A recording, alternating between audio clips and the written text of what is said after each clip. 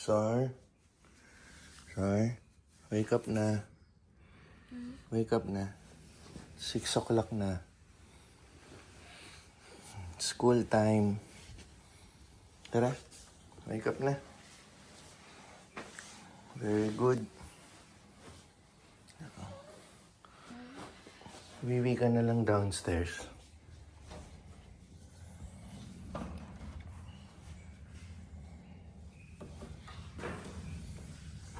Very good.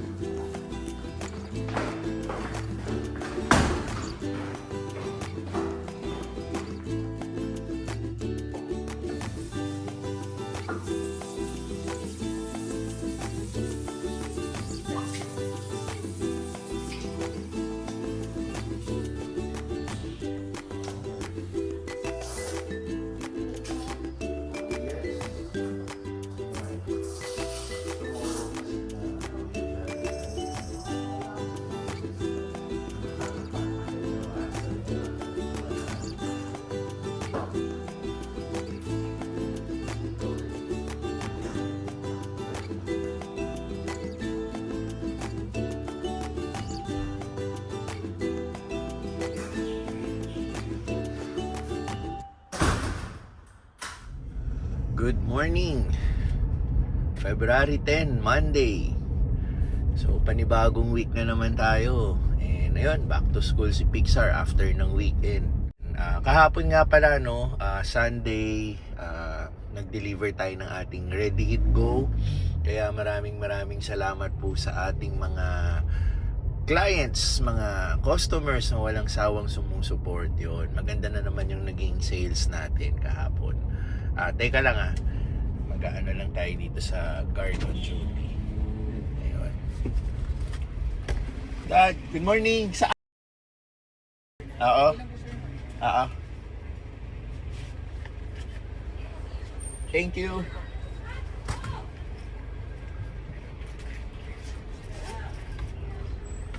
Okay. So, driving pala tayo sa ating bungalow house. Meron tayong imi-meet na broker. Ang usapan namin is 11 a.m. Meron pang 5 minutes. Yung broker kasi gusto niyang makita yung buong house. Magte-take siya ng pictures and then iaalok niya sa mga clients niya. From a real estate company. Nag-message siya sa atin, nakita niya kasi yung number natin sa streamer na nakapaskil sa labas ng bahay. So, nakipag-appointment siya for today, which is nakausap ko naman kahapon. So, today yung appointment namin, magte-take lang naman siya ng pictures. So, yun, 5 minutes early tayo and nandito na tayo. Walang sign pa na nandito na siya. So, bubuksan ko muna yung bahay. I-check ko muna kung may mga dahon-dahon na nakapasok from kapitbahay para naman pag nagpicture siya, maganda sa letrato, no? Walang mga kalat na mga dahon-dahon. So, ayun muna yung gagawin ko. Nandito na rin tayo. Yan. So, ayan yung streamer na sinasabi ko, yung tarpaulin. Diyan niya nakita yung number ko kaya tinawagan niya ako at nakipag-appointment siya today. So, gloomy yung weather natin, no? May araw pero pasulpot-sulpot yung dark clouds, parang uulan.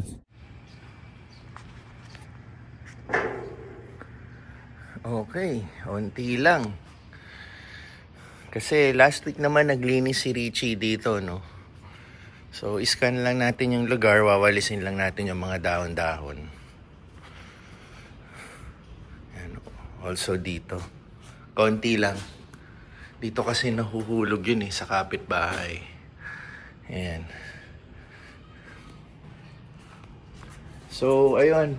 Inaantay ko lang yung broker. 11 o'clock na. Wala pa rin siya. So, siguro, parating na yun. Magwawalis lang ako para pag nag-take siya ng pictures, malinis yung bahay. Super kaunti lang nung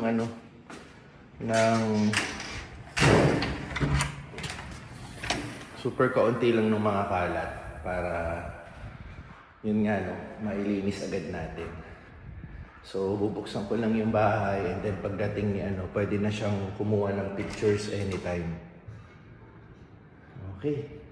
So, pala, naka-flash po sa screen yung phone numbers ko. Kung may katanungan po kayo dito sa Bungalow House. For sale po ito. Located po ito sa BF Homes Almanza.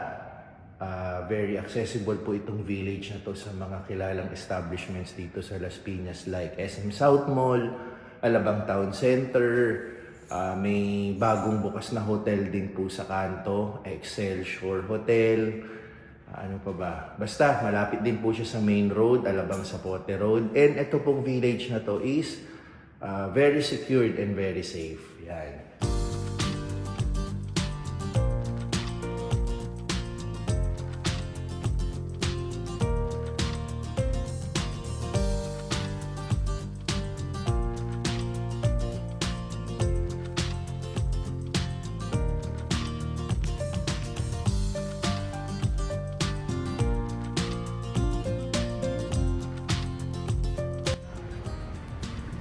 Alright, dito tayo ngayon sa Westgate.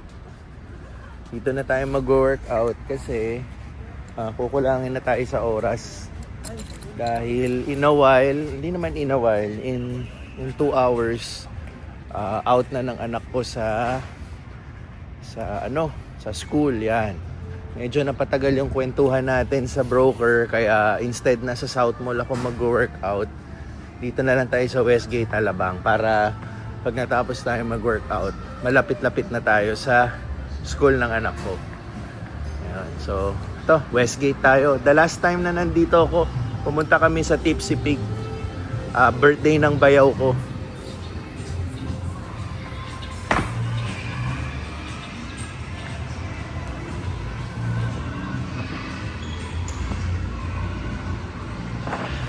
Ayan ang Westgate.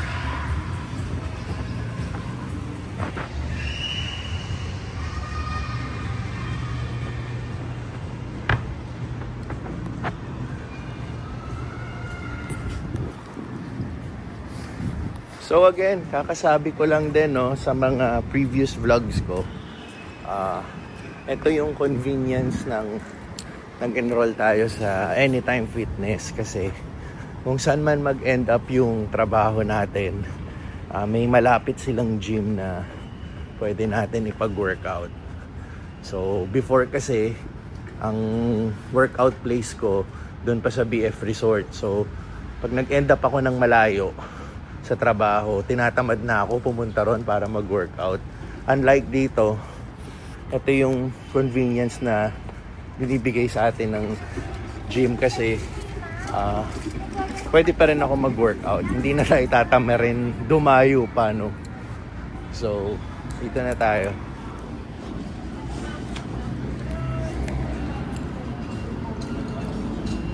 Hindi ko mamana.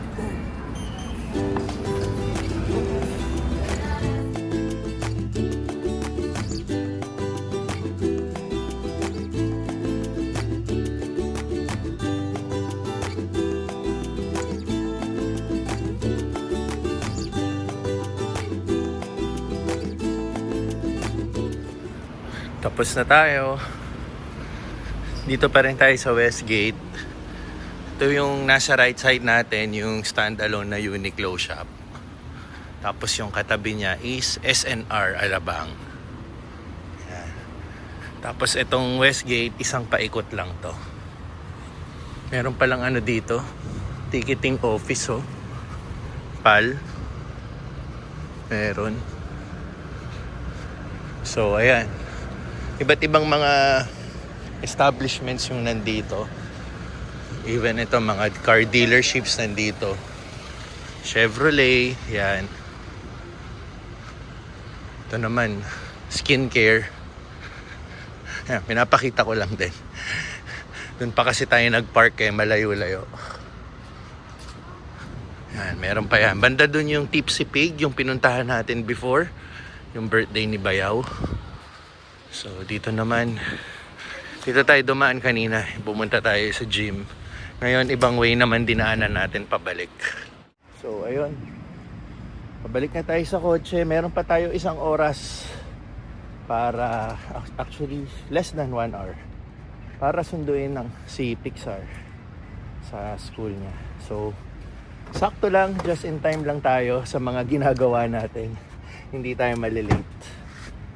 Okay. Ayun, mayroon pa tayong 40 minutes bago ang out ni Pixar.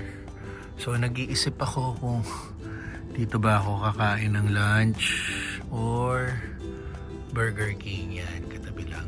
Yan, kakadikit sila. Nasa may daang hari tayo. So pinag-iisipan ko kung saan okay. Meron pa kasi akong 5 minutes para pwede na ako mag-start ulit kumain dahil magsi 16 hours na yung fasting ko.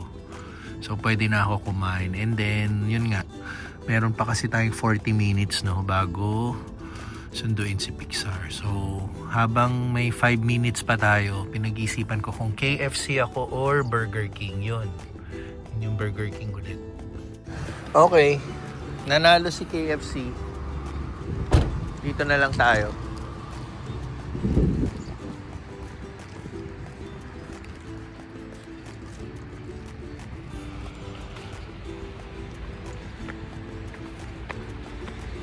Yun yung daang hari.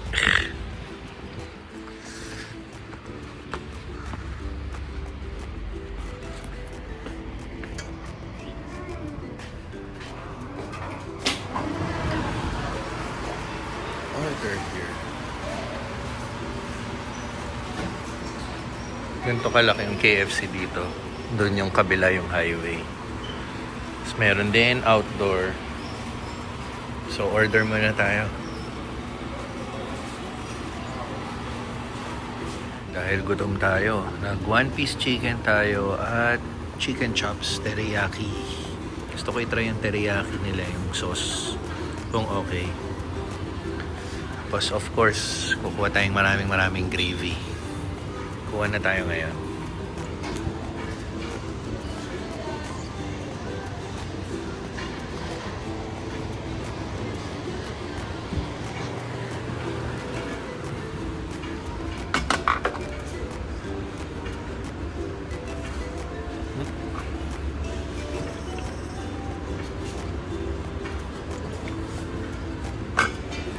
Handle naman yan eh.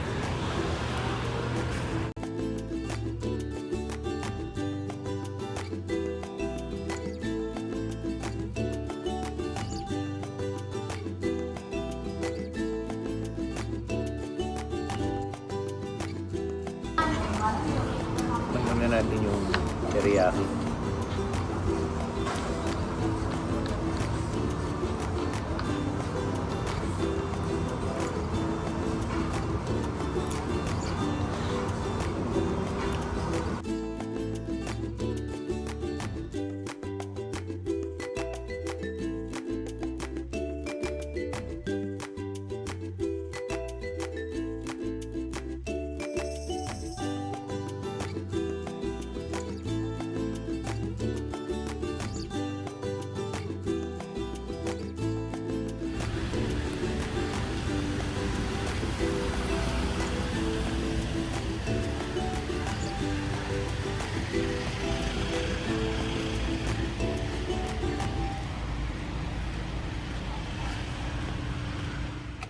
So, say hi to the vlog. Hi.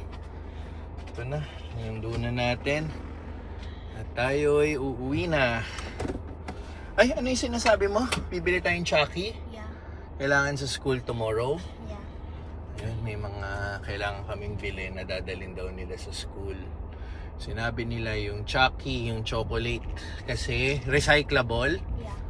Kailangan daw magdala sila ng something na pwedeng i-recycle. Ewan ko, bakit Chucky? That's only an example? Yeah. You can buy others too. Okay, pero they suggested Chucky. Yeah. Okay. Chucky milk chocolate. Siyempre hindi naman pwede yung though may Coke tayo, soft drinks na nare-recycle yung can, pero hindi naman sila pwede. Hindi sila allowed. Ayun. And I think hindi naman nagbebenta sa cafeteria ng soft drinks, right? It's not allowed In the bigger canteen. for high school. Yeah. But for you guys, no soft drinks allowed. High school pwede, no?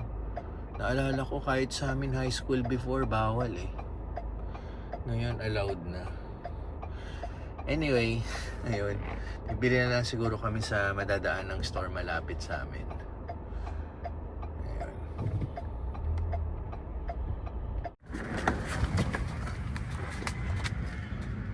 Okay.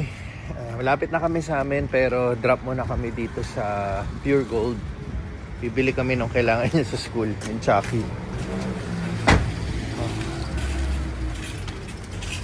Okay.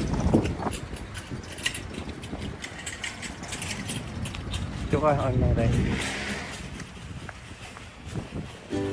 Gusto mo dalawa na kunin mo, get 2. You get 2 na. Okay na yan, recyclable, di ba? I'll just get 3. yeah, because Ayan na lang yung maliliit. O sige. Okay na yung 6 kasi iinom ka rin naman, di ba?